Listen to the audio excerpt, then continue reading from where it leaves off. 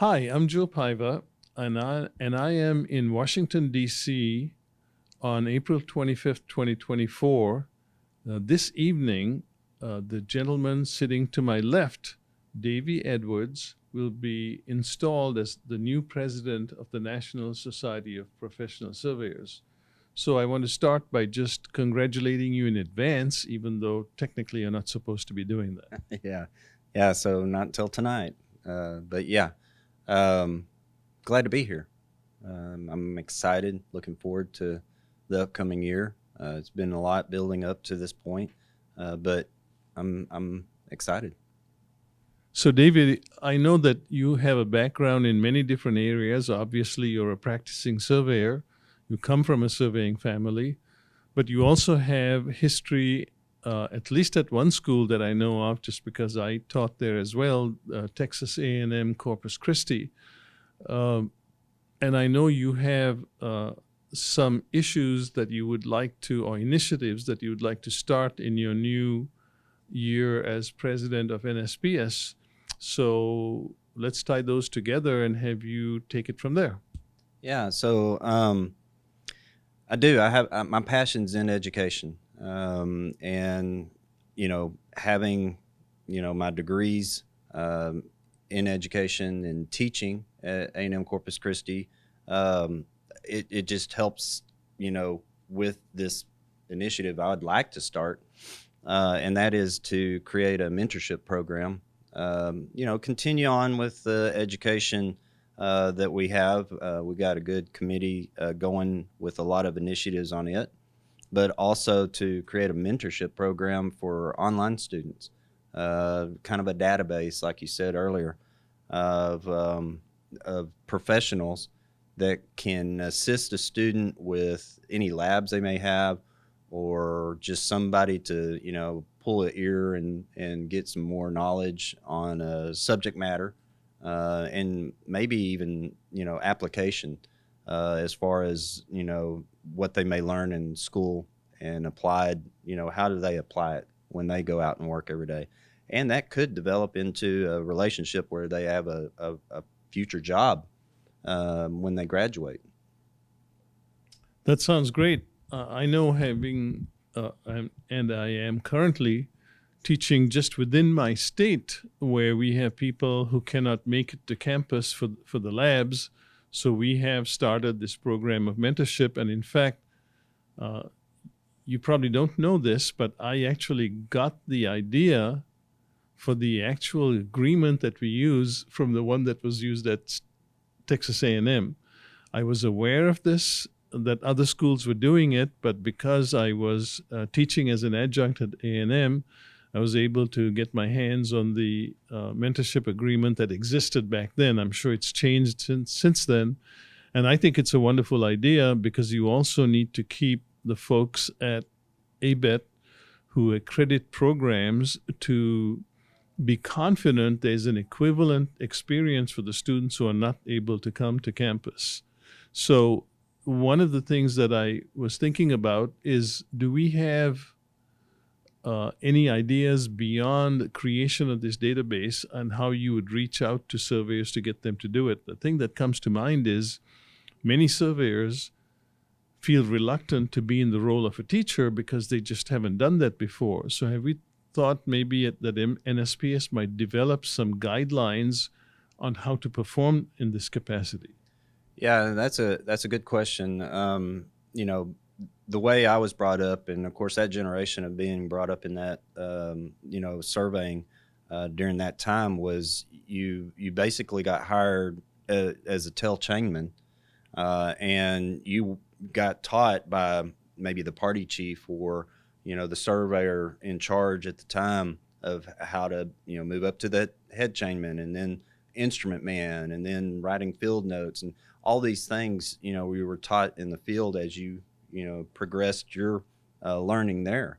But today, it's technology's changed. It's changed the way we've done things, and plus we now have formal education available to us, which helps us build that foundation.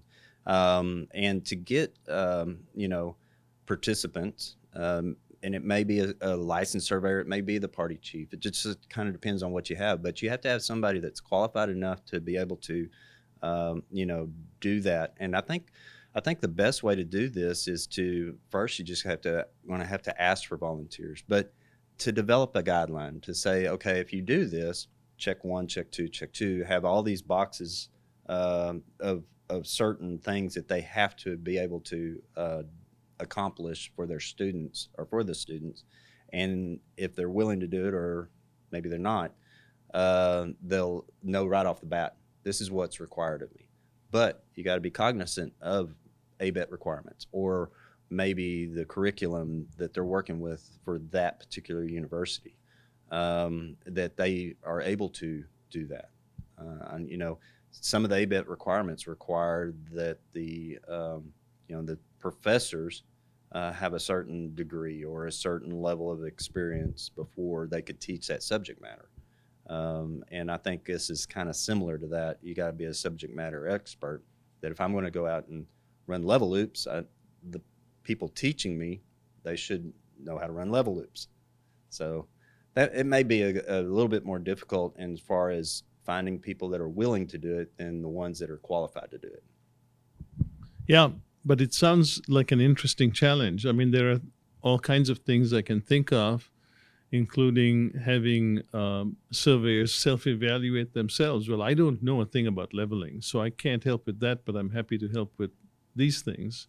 Or I'm excellent at doing field research and evaluating if a monument is the original monument that has been undisturbed. Or I am an expert at looking at soils to try to scope out where that wooden stake existed, which is no longer there, and so forth. So I can see different kinds of expertise that might be useful. I know certainly in my teaching job, if I knew surveyors who are willing to speak about the expertise in a very narrow area even, that I might be drawing upon them to help my students. So congratulations on being able to, in advance, in being able to create that and drawing on a huge number of surveyors who I think will be delighted to help, because we have a huge group of surveyors already doing it, and if they can talk up the value and the good feeling that they get from helping to develop surveyors, should also encourage other surveyors. Yeah, I agree. And that database, there may be sometimes that a specific surveyor may not be able to assist, maybe for that semester, or they got the project or something comes up, then you have somebody else you can pull on. And at the end of the day, it's whatever benefits that student, and so that they're successful and they can graduate and be a part of, this profession, at whatever capacity that might be. And I think that's what our ultimate goal is with this. And, we all can't participate, but maybe some form or fashion we can. It may not be in level loops. It may be in, just advising, being that person that can say, well, have you looked at, this court case for that particular problem? I mean, that's how I remember my mentors getting my license and everything. I had a good mentor, as my dad was my best mentor, and just learning underneath him for, so many decades. But, also looked up to some of the other leaders within my profession there in Texas, as, hey, I have this issue. Can you help me, resolve it? And those people were always willing to help you out. They never kept anything back. And that's the type of person that you need in this program. So I know it's kind of early, but how can people get involved when you finally launch this thing? Do you have any ideas about where they might look or who they might contact to be able to participate, assuming this thing launches? Yeah, so I feel like this is probably something that we'll keep under the education committee, subcommittee underneath that.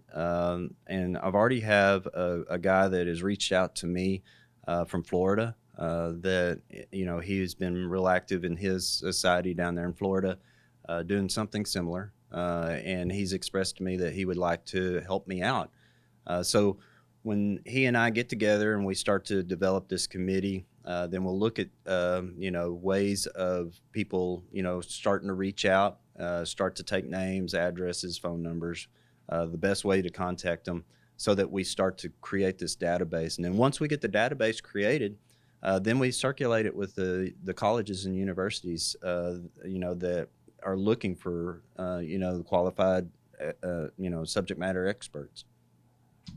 Well, thank you for sharing this with us. All the best in launching this program. Hopefully the viewers will be keeping an eye out for it if they're interested in participating. And finally, I want to wish you all the best and success in having a great year as the president of NSPS. Yeah, thank you very much. And like I said, I look forward to next year. I look forward to all the exciting things that come with being president and getting out and actually visiting with people all across the nation. I've already visited with several states and actually presented at them.